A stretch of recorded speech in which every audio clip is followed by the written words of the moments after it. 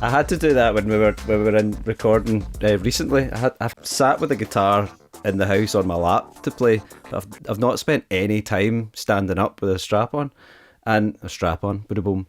I've not spent any time standing up with a strap on. So we had to. That's the intro. What age are you? That's the intro for the episode, isn't it?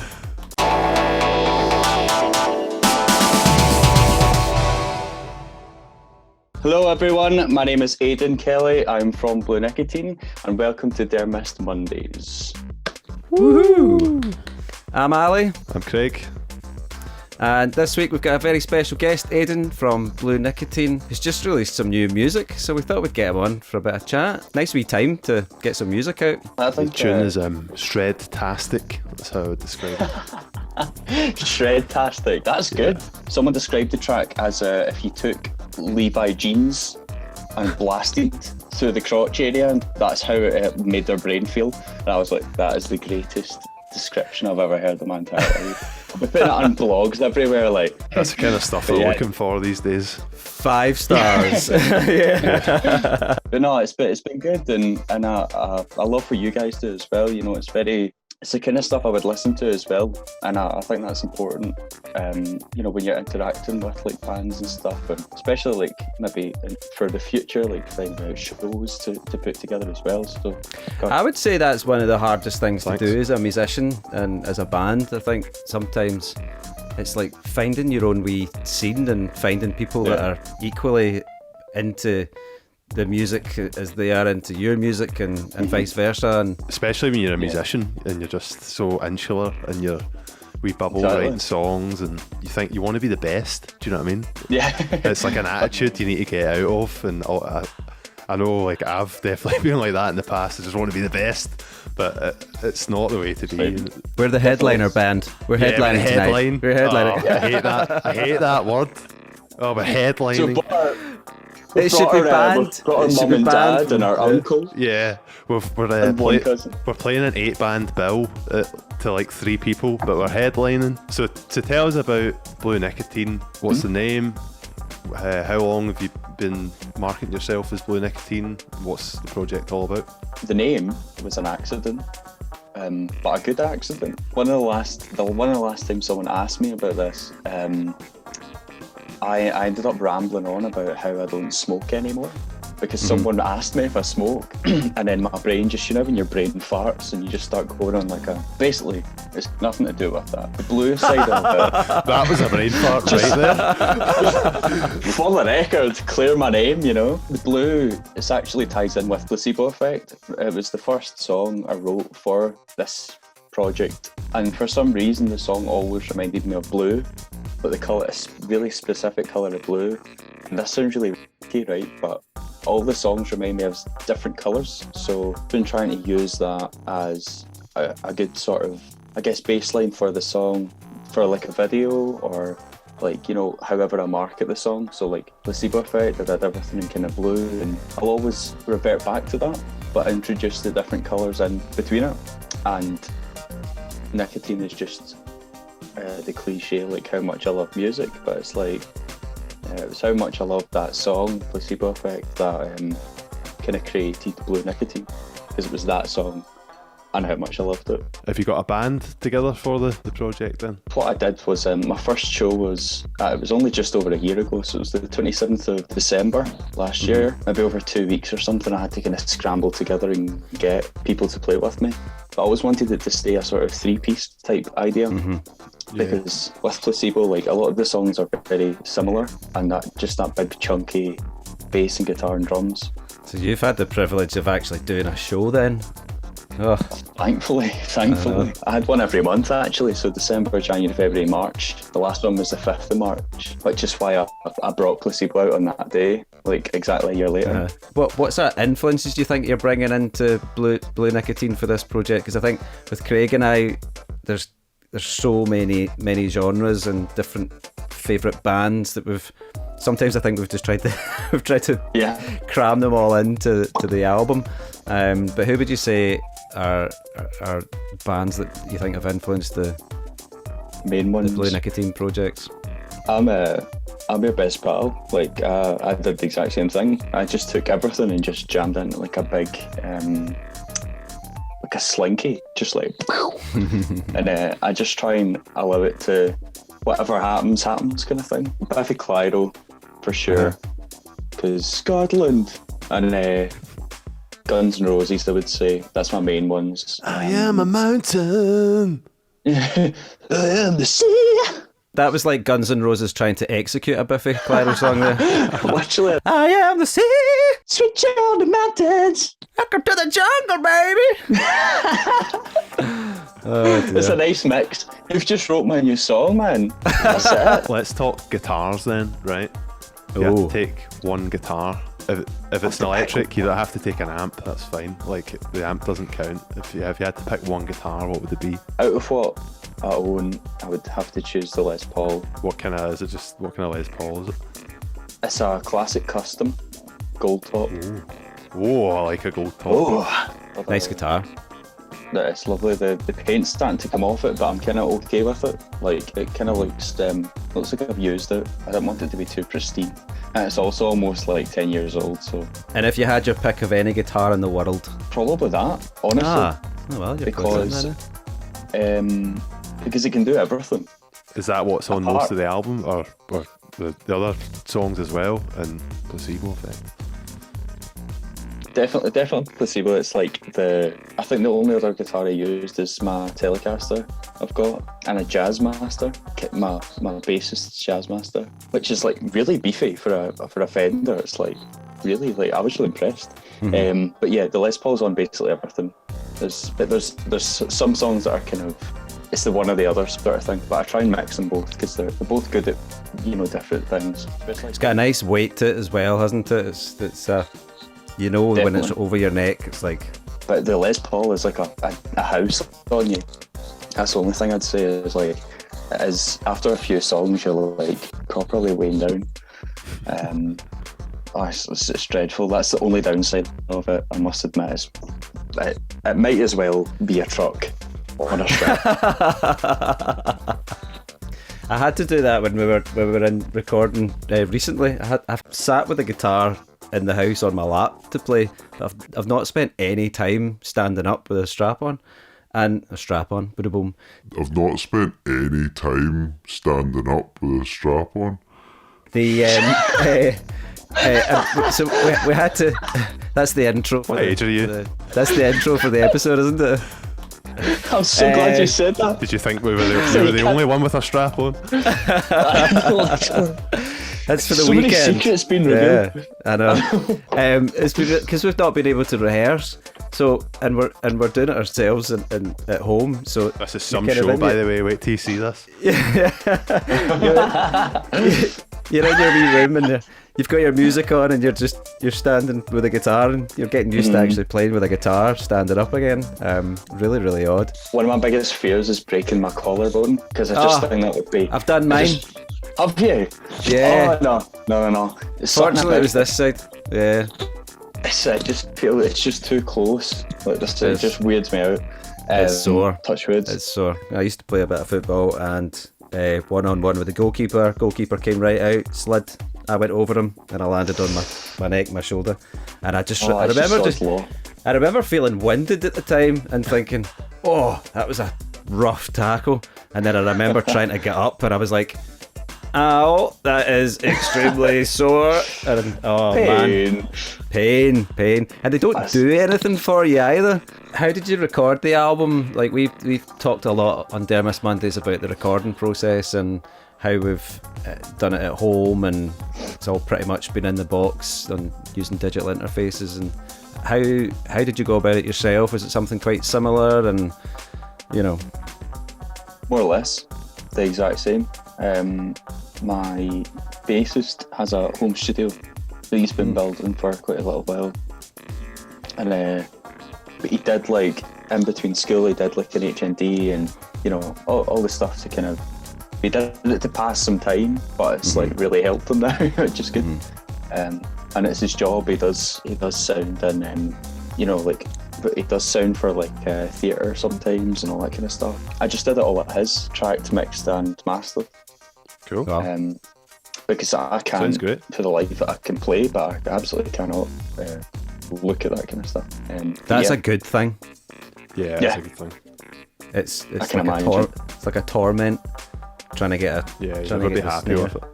There's never a time where I'm trying to like tear it apart as well, and I feel like I would do that if I knew how to do that. You know, like you would fix something a million times and you'd probably ruin it.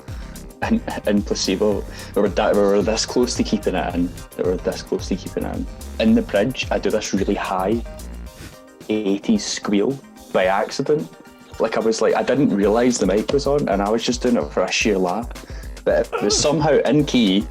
It somehow sounded like really shit, but really cool. And then I was like, nah, I can't do that, man. Always want to put down the best you can as quick as you can as well. Like, Exactly. just want to get Exactly. it done. You can go and get food whenever you want and all. You don't get some arsehole, like, for sure. Well, it sounds amazing, man. I've been playing it quite a bit, and it sounds great. I'm really surprised to hear that you've mastered it yourself as well. It's something we probably wouldn't touch. Something I'm really interested in. I would love to maybe go down that rabbit hole, but we got somebody else to do it. But really incredible. Thing. I wish I mastered it. It was actually Cal mastered it. Yeah, that's what I mean. Yeah, even for him to, had to mix it and master it, of course. as well. And, it sounds great. For a home studio, I don't know how he did it, honestly. But yeah, I'm really glad you like it. It's had a really good response. When's the next release coming out, and what is it? It is probably going to be... I was aiming for like a 6 to 8 week window. I'll probably cut it down to just maybe between 5 and 6 weeks. And between 2 songs. One's called Bright Page, and one's called 1982. What a year. What a year. What a year. Best year. It's the best year. Just anything to do with the 80s, man. I love it. It's a song 1982. I think you should go with 1982. That's the one. So it was going to be my coming back to gigs song, because it's quite I call it my crowd pleaser song, because it's just it's just got that looped chorus thing of like it probably gets stuck in your head, but you know when you've got something and you're like, I kind of wish it was out, but I kind of want to keep it. Like that's my kind of keep back song, but we'll see. But either would be good. I'm just going to keep battering them out and like plastering you in the face with it. And I was going to do an EP. I mean, I don't see anything wrong with things like that. I think that's a great idea. It's the only songs I've got recorded, so I feel that I've like chucked everything out, and I don't want to keep waiting for ages. You know. We've been through this process where we've discussed about how we're going to put music out and what's the best way. I think you only know until certain songs are ready. I think you only know. I don't think you can kind of plan for it. I think we talked about drip feeding stuff and putting things out when it was ready, but we changed our mind, and thought, actually, no, we want to do a full album, and we want to we want to just put 3 singles out and get the album out, and I think everybody's different. Some people like to put EPs out, and some people never bring albums out. It's all singles and remixes, Exactly. Which is fine as well, but there's no right way or wrong way. Definitely not. I think we're excited to hear some more material, and thank you. I think we would. I think we would do a good gig together. I think it would be harmonious. 100%. It would be like an 80s dream. We Like, can honestly, we can be dual headliners. We're both headlining our own gig. Full modular synth setup. Yeah, we'll just all be on the stage at the same time, and it's like, and now, go do one of our songs. Quite fancy doing another one, Why not, man? That would be signing to Sony Music the next day. But like that, wow. Multicoloured skiing outfits. Yeah. Aye, wait till we talk about dress codes. Yeah, that might sway it. That might. But I always wonder what it's like in Ivory Blacks now. You kind of walk past and you're like, wonder what's going on. I might go in. I might actually just go in and just see what's going on. But it'll be get drummers with triple bass pedals and like 3 kick drums and Marshall stacks up to here. There's still going to be no doors on the toilets in there, that's for sure. It was actually one of my second last places I played in, because the last time I played in Ivory Blacks was in a metal band, so it was like really funny to be. I felt like mildly out of place, but not out of place. But knowing that I did that last time, I was like, oh, this is different. Everyone on the bill was like, it was like a kind of rock and roll band and like an acoustic kind of act, so it was quite refreshing.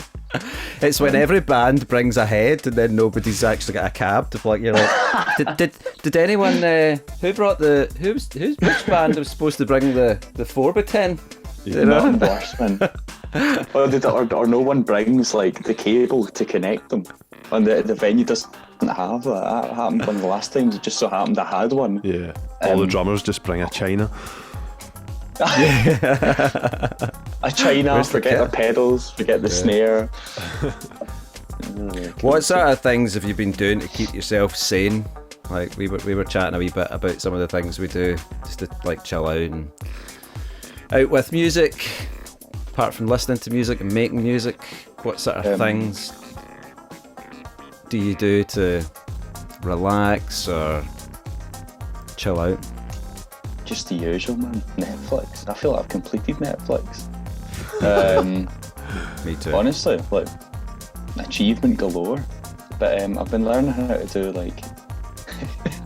If anyone sees this, so like this Blue Nicotine game, what's this about? But I like to bake and stuff like that. That's fun. Yes, now we're talking. Now we're talking. We're finding. We're discovering the real.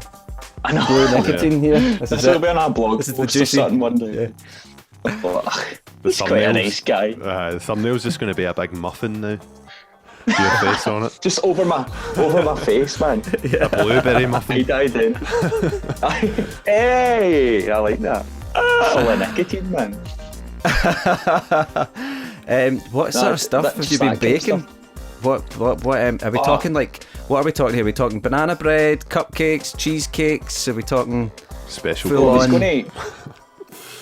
I was gonna do special cakes. Did you say special cake? I wish. Special muffins. Yeah. I was gonna do banana bread because banana bread's a shit. But then everyone was making banana bread. Everyone was doing it. Yeah. Just like the good stuff, man. Like the stuff that you shouldn't have, like scones and pancakes and what else? Takes me back to home economics class in high school. Yeah. They were like a slightly higher level than home ecs. Like I think I made soup in home ecs once, and it might as well have just been piss in a bowl. It was horrendous. Like what else? Yeah, I didn't learn a lot in there, to be honest. I did learn how to make scones though, so I've been kind of refining that. So that's my kind of that's my downtime. That's great. The view count's just gone up by about 150 plays now. I've got Mary Berry on next week. I know. Just making sure I don't lose the plot. Going outside is definitely a must every day. Definitely. I think even just opening the window sometimes you're like, I've not opened the window in a wee while. When it's real air like. Yeah. And on that bombshell, we'll wrap this up because this has been good. We've chatted way longer than this is going to be a beast. Are you volunteering to edit this one, Craig? I think by sheer fact that you've edited the last two ones, you're going to socially pressure me. I'm doing it in front of a guest. Yeah. Yeah. Uh-huh. Yeah. Got to keep it balanced. Yeah, definitely. Tell us all the links to the pages before we wrap it up. Give us the Blue Nicotine lowdown. More or less just Blue Nicotine everywhere, really. Spotify, YouTube, the whole shebang. It's on SoundCloud now as well. You just follow the words. We'll stick them in the description. Yeah, in the description. But there's a link tree that I can send you. And it has the whole shebang. We hope you've enjoyed this Dermist Monday with Aiden from Blue Nicotine. Remember to like, share and subscribe if you enjoy this content. And yeah, let's sign off. We will catch you next week on Dermist Mondays. So you need to give us a unique sign off. A bit like the guy on the bus, when the wee old lady leaves the bus. Bye, driver. Bye Yeah, bye. like that. Bye. Bye. See ya. Bye. And cut.